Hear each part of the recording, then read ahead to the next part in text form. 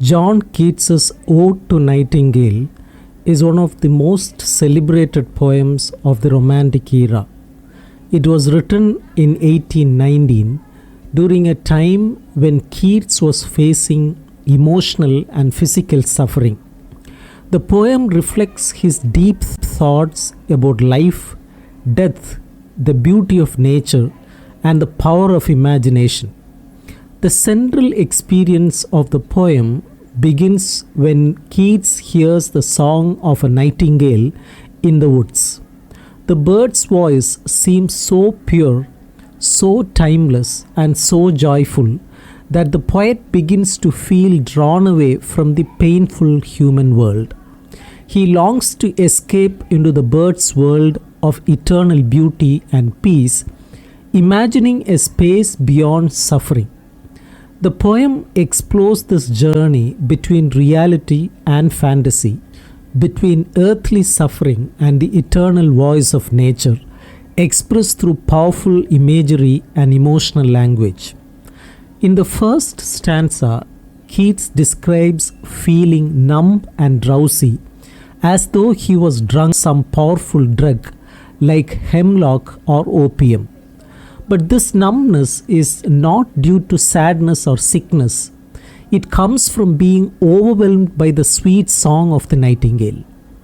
The bird's joyful singing, hidden somewhere in the forest, fills him with such intense emotion that he feels as if he is losing his senses. The happiness of the bird contrasts sharply with his own sorrow. He feels joy and pain at the same time.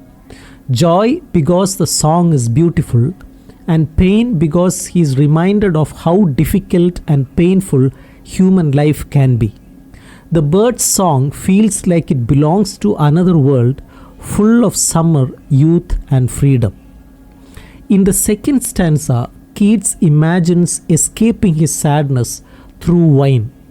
He wishes for a drink of cool, rich wine from a southern land, a drink so full of life and flavor that it could transport him away from his troubles. He imagines the wine filled with memories of blooming flowers, green hills, and happy country scenes, dances, laughter, and the joy of natural living. He wants to leave behind his thoughts, sorrows, and heavy reality of life. The wine in his mind becomes a magical key that could help him forget his own suffering and disappear into the nightingale's beautiful world.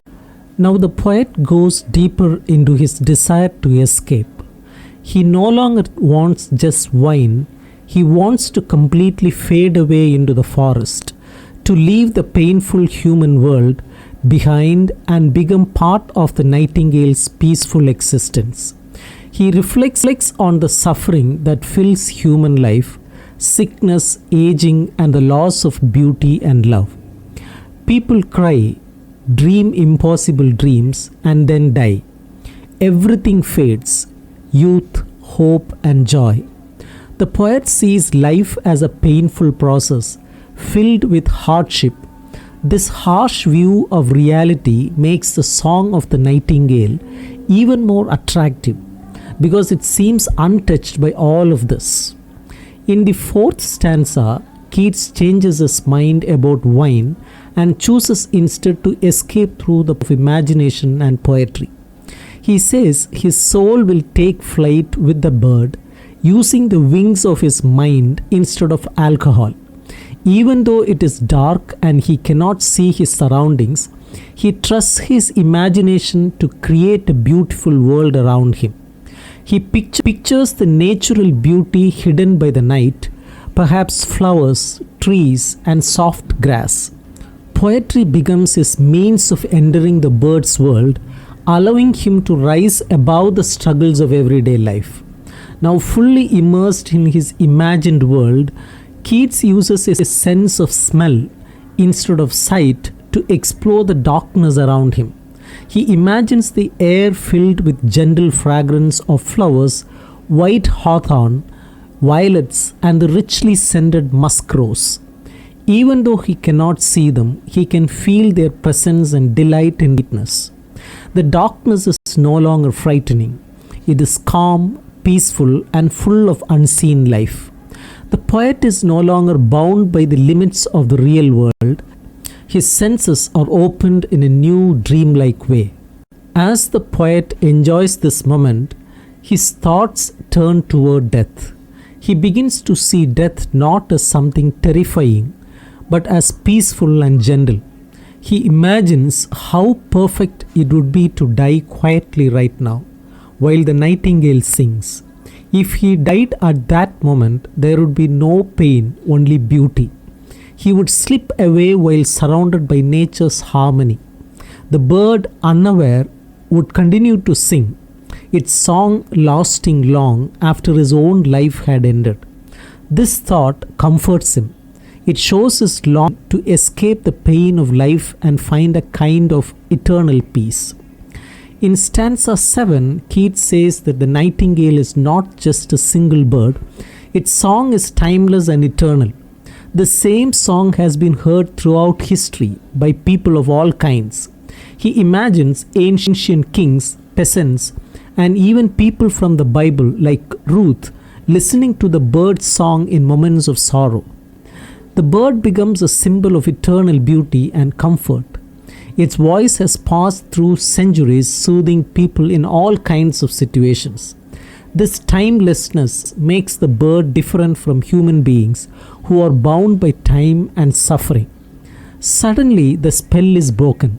The poet is pulled back into reality by the word forlorn, which reminds him of his human loneliness and sadness. The nightingale flies away and its song fades into the distance. The magical moment is over and he is left alone in silence. The deep connection he felt with the eternal world of the bird is gone. He is left to question whether the experience was real or only a dream.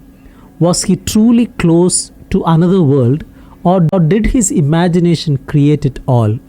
The poem ends with uncertainty, leaving the poet and the reader lost in thought. Ode to a Nightingale is a powerful reflection on the tension between real life and the imagined world. Keats uses the nightingale's song as a symbol of pure beauty, freedom, and eternal peace. The poet, weighed down by the sadness and suffering of human life, longs to escape into this world. He tries different ways to do so: wine, imagination, poetry, and even thoughts of death. For a while, he feels close to the eternal joy of the bird's world, but in the end, he is pulled back to reality. The experience, while beautiful, cannot last. This journey reflects the romantic belief in the power of imagination, but also recognizes its limits. Keats explores life, death, and beauty with deep emotion, reminding us that even in moments of joy, the pain of life is never far away. The poem is both a celebration of art and a quiet acceptance of human suffering.